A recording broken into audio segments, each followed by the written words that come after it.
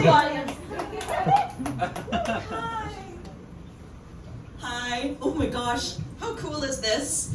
I miss performing. Oh my god, this is actually like my first performance since COVID began. Thank you so much. I grew up performing, kind of obviously, it's like oozing from my personality, and I do tend to show up places looking vaguely like the little orphan Annie on purpose. I love Annie. I loved Annie growing up. Oh yes, there we go. Thank you. I loved Annie growing up. My parents would be like going on vacation to like Jamaica or something, and they would be like, is there anything that we can bring back for you, like for fun? And I would be like, I would like a silver locket. And they would be like, okay. Bring me back like an ornate maraca or something. I did Annie 4 times growing up. Wow, thank you so much. Wow, yes, thank you. I did Annie 4 times, and I was not Annie once, not ever once, never managed to make that happen. But I have my pride. I played Molly, which is an awesome character. And are there any Annie heads in the audience? It sounds like there were. Okay, cool. So I played Molly. She's the youngest, the tiniest orphan. She has the first line in the show, and she also is heavily featured in the crowd favorite, Hard Knock Life, the People's Song. Yes. It was a lot riding on my very adorable shoulders. Hard Knock Life is make or break for a production of Annie. There absolutely must be spunk. And if there isn't spunk, then what is the point, truly? Many performances of Annie of mine were pretty interesting. To break down Annie, for those who don't know, the show begins with a ballad, which is a bold choice for the musical Annie. Oh, that's so much better.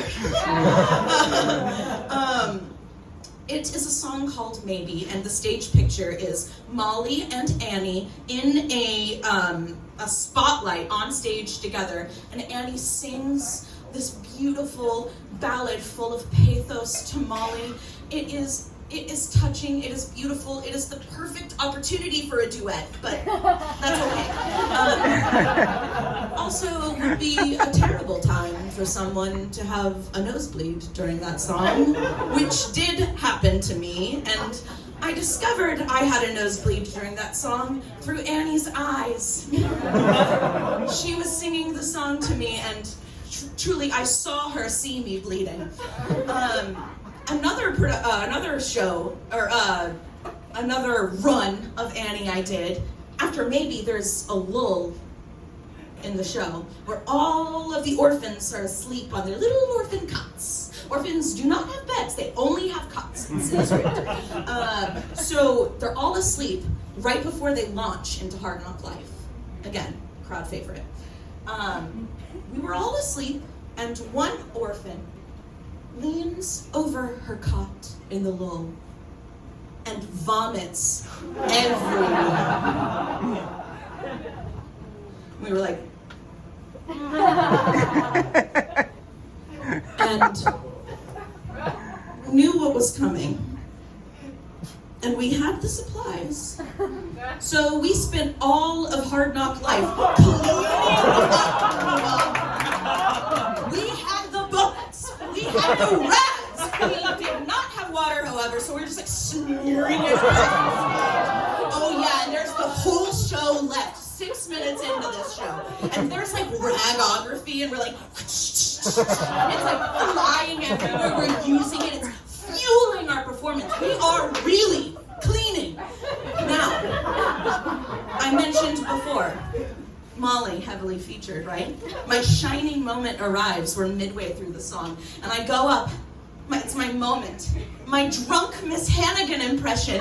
I'll do it for you. You're gonna clean this dump till it shines like the top of the Chrysler Building!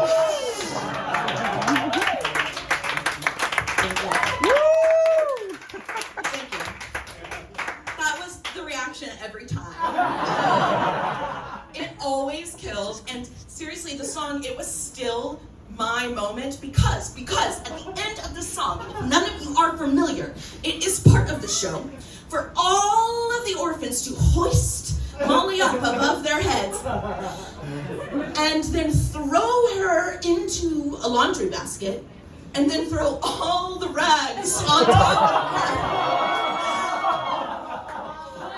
And it is part of the plot for Molly to stay in there for like an entire scene after, for a big reveal, like a phoenix rising from the ashes. And I knew when I was going in there what was about to happen to me. I was like, do it, I know! And all of these little orphans and belting D's and E's are like, yes, we know what we're gonna do to you. But we were in it, we were performing, and that is what it takes to be a performer.